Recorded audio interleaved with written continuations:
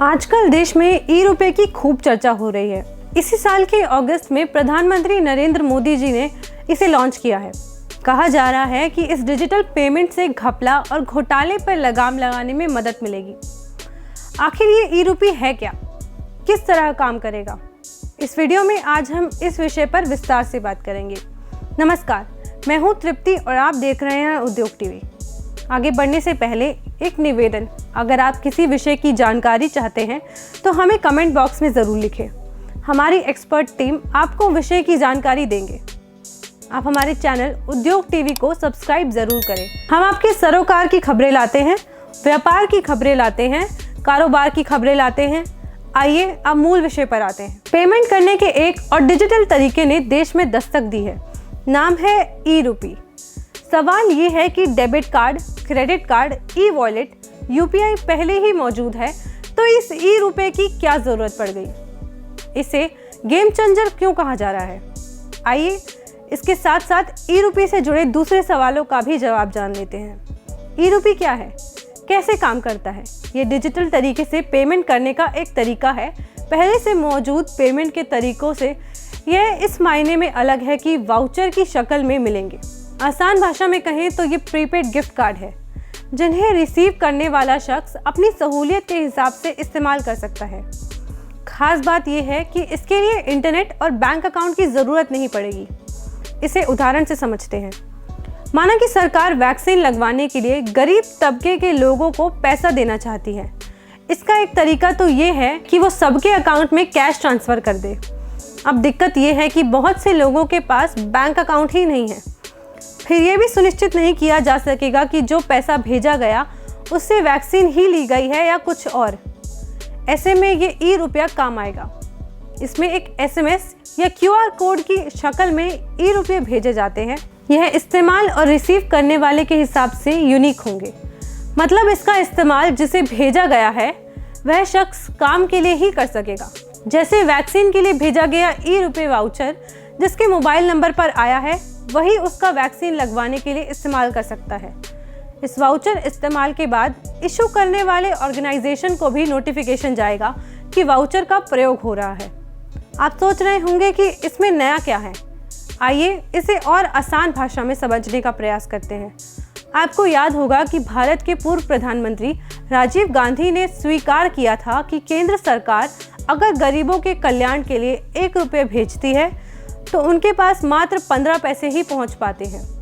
मतलब कि 85 पैसे का घपला रास्ते में ही हो जाता था। ऐसा नहीं है कि घपला आज नहीं हो रहा। आज भी सरकार जिस लाभार्थी के पैसे भेजती है उस तक 100% नहीं पहुंच पाता है।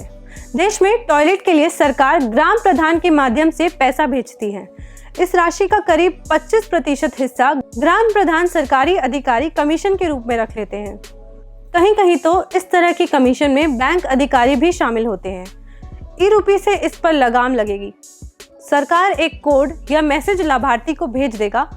अगर सरकार टॉयलेट बनाने के लिए जनता को मदद देना चाहती है तो अब सरकार उन्हें रुपया नहीं भेजेगी। रुपए के बदले में उन्हें एक कोड मैसेज या क्यूआर के रूप में मिलेगा। इस कोड को वह संबंधित दुकानदार को देगा जहां से उन्हें टॉयलेट बनाने के लिए बालू, सीमेंट या कमोड चाहिए। दुकानदार के पास उस कोड का एक काउंटर कोड भी पहले से सरकार या बैंक द्वारा मौजूद रहेगा।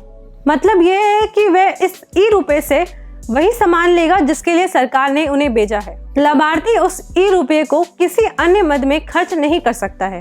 इस ई-रुपए की एक खास बात यह होगी कि इसके इस्तेमाल की एक समय सीमा भी निर्धारित होगी। अगर उस समय सीमा पर इसका उपयोग नहीं हुआ तो वह खुद ब खुद निरस्त हो जाएगा। मतलब अब सरकार एक समय सीमा के अंदर अपनी योजना पूरी कर सकता है। यह काफ़ी विश्वसनीय तरीका साबित होगा। इसके लिए एंड्रॉयड फ़ोन या इंटरनेट की ज़रूरत नहीं होगी। साधारण फ़ोन में भी मैसेज के ज़रिए कोड भेजा जा सकता है। दूसरी अहम बात यह है कि इसके लिए बैंक में खाता होना भी ज़रूरी नहीं है।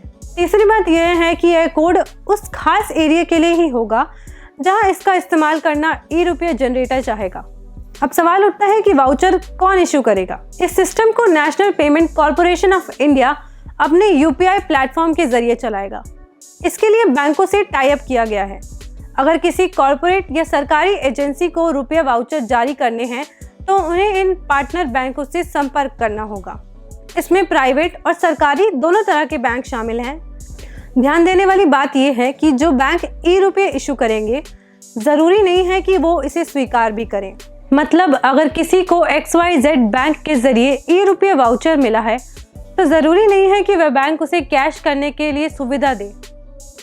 जिस शख्स के पास ई-रुपए भेजते हैं उनकी जानकारी मोबाइल के साथ बैंक को देनी होगी। बैंक सर्विस प्रोवाइडर से संपर्क करेगा और ग्राहक को चिन्हित करके उसके नंबर पर ई-रुपए वाउचर भेज देगा। क्या सभी बैंकों में चलेगा ई-रुपया? ई-रुपए पर बैंक दो तरह से काम करेंगे। एक वो बैंक है जो ई-रुपए वाउचर जारी करेगा, दूसरा वो जो इन्हें स्वीकार करेंगे। कुछ बैंक ऐसे भी हैं जो दोनों काम करेंगे। फिलहाल 11 बैंक ऐसे हैं जो ई-रुपए को सपोर्ट करेंगे। अच्छी बात यह है कि state bank of India, ICICI bank, PNB axis bank और बैंक ऑफ बड़ौदा जैसे बड़े बैंक इस वाउचर को इशू भी करते हैं और स्वीकार भी।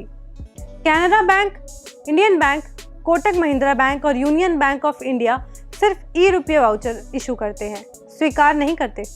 देश में ई-रुपए को इशू करने और स्वीकार करने के बैंक निर्धारित कर दिए गए हैं। मतलब साफ है कि सभी बैंक इशू नहीं करेंगे। अभी मात्र 11 सरकारी और निजी बैंक इस सिस्टम से जुड़ने की मंजूरी दी है। एक अहम सवाल है कि क्या कोई भी ई-रुपए भेज सकता है? आम लोगों को ई-रुपए भेजने के झंझट पड़ने की ज़रूरत नहीं है, क्योंकि वो जब किसी को पैसा भेजते हैं तो जांच पड़ताल कर ही लेते हैं। असल दिक्कत आती है एजेंसियों को वेलफेयर स्कीम के पैसे भेजने में। इनमें यह सुनिश्चित करना मुश्किल होता है कि जिस लाभार्थी को जिस काम के लिए पैसा भेजा गया है उस तक पहुंचा या नहीं, और पहुंचा भी तो उसने उसी काम के लिए उसका इस्तेमाल किया या नहीं। सरकार के लिए ई-रुपए का ये सिस्टम बहुत कारगर साबित हो सकता है। दवाई, माँ और बच्चे की वेलफेयर, टीबी इलाज के कार्यक्रम, आयुष्मान योजना जैसी स्कीमों में पैसा भेजना आसान हो जाएगा। सरकार का कहना है कि इस प्लेटफॉर्म का फायदा प्राइवेट कंपनियां भी अपने कर्मचारियों के लिए कर सकती है। प्राइवेट कंपनियां अपने कर्मचारियों को कई मददें, वाउचर आदि के जरिए पेमेंट करती हैं। मिसाल के तौर पर सोडेस्को फूड वाउचर, इसका इस्तेमाल कर्मचारी कहीं भी खाने पीने के पेमेंट करने के लिए कर सकते हैं। आपके जहन में एक सवाल आ रहा होगा कि ई-रुपए और डिजिटल करेंसी में फ़र्क क्या है? ई-रुपए के सिस्टम से सीधे एक मैसेज के जरिए पैसे पहुंचाने से ऐसा लग सकता है कि डिजिटल करेंसी है, लेकिन ऐसा नहीं है। चूंकि वाउचर भेजने वाला इसके लिए भारतीय रुपए का इस्तेमाल करेगा, ऐसे में इसे डिजिटल करेंसी नहीं कहा जा सकता। डिजिटल करेंसी को सिर्फ बैंक जारी करता है, इसे सरकारी मान्यता प्राप्त होती है। फिजिकल यानी रुपए के मुकाबले इसकी वैल्यू में कोई अंतर नहीं होता है। मतलब 10 के नोट और 10 रुपए की डिजिटल की वैल्यू बराबर होगी। बस फर्क इतना होगा कि डिजिटल करेंसी एक कोड की शक्ल में होगी। भारतीय रिजर्व बैंक डिजिटल करेंसी लाने पर काम कर रहा है। हालांकि अभी ये साफ नहीं हुआ है कि इसका स्वरूप क्या होगा। इसे इशू करने के लिए सेंट्रल बैंक रुपया या गोल्ड का सहारा लेगा या नहीं, आदि इत्यादि। क्या ये दुनिया में पहली बार हो रहा है? कई देशों में ई-रुपये जैसी वाउचर का इस्तेमाल पहले से ही हो रहा है। अमेरिका में सरकार ज़रूरतमंद बच्चों के पेरेंट्स को पढ़ाई के लिए डिजिटल वाउचर इशू करती है। मतलब अगर फीस जमा है तो उसका वाउचर सरकार भेज देती है। कॉपी, किताब और स्टेशनरी आदि खरीदने के लिए अलग से वाउचर भेजा जाता है। जैसी ज़रूरत उसके हिसाब से वाउचर उपलब्ध कराया जाता है। अमेरिका के अलावा कोलंबिया, चिली, स्वीडन, हांगकांग आदि देशों में भी इस तरह के स्कूली वाउचर जारी किए जाते हैं। भारत में ये सिस्टम पहली बार शुरू हो रहा है। ई-रुपए कल्याणकारी योजना के लिए वरदान साबित होगा। पीएम मोदी ने लॉन्च के मौके पर कहा कि ई-रुपए वाउचर देश में डिजिटल ट्रांजैक्शन और डीपीटी को बढ़ावा देने में भूमिका निभाएगा। इससे सभी लोगों को टारगेटेड, पारदर्शी और लीकेज फ्री डिलीवरी में मदद मिलेगी। उन्होंने कहा कि ई-रुपए इसका उदाहरण है कि भारत कैसे आगे बढ़ रहा है और 21वीं सदी में एडवांस टेक्नोलॉजी की मदद से लोगों को जोड़ रहा है।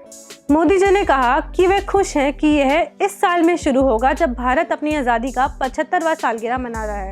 पीएम मोदी ने कहा कि केवल सरकार नहीं, बल्कि अगर कोई गैर सरकारी संस्था किसी को उसकी शिक्षा या मेडिकल इलाज में मदद करना चाहती है तो वह कैश देने की जगह ई-रुपए का इस्तेमाल कर सकते हैं। इससे यह सुनिश्चित होगा कि दान दी गई राशि को केवल बताए काम के लिए इस्तेमाल किया जा रहा है। इस प्लेटफॉर्म को national payment corporation of India, department of financial services, ministry of health and family और नेशनल हेल्थ अथॉरिटी ने लॉन्च किया है। ये सिस्टम पर्सन स्पेसिफिक और पर्पस स्पेसिफिक होगा। ई-रुपए के जरिए बिना किसी फिजिकल इंटरफेस सर्विसेज उपलब्ध कराने वाले को बेनिफिशियरीज व सर्विसेज प्रोवाइडर्स के साथ कनेक्ट कराया जा सकेगा।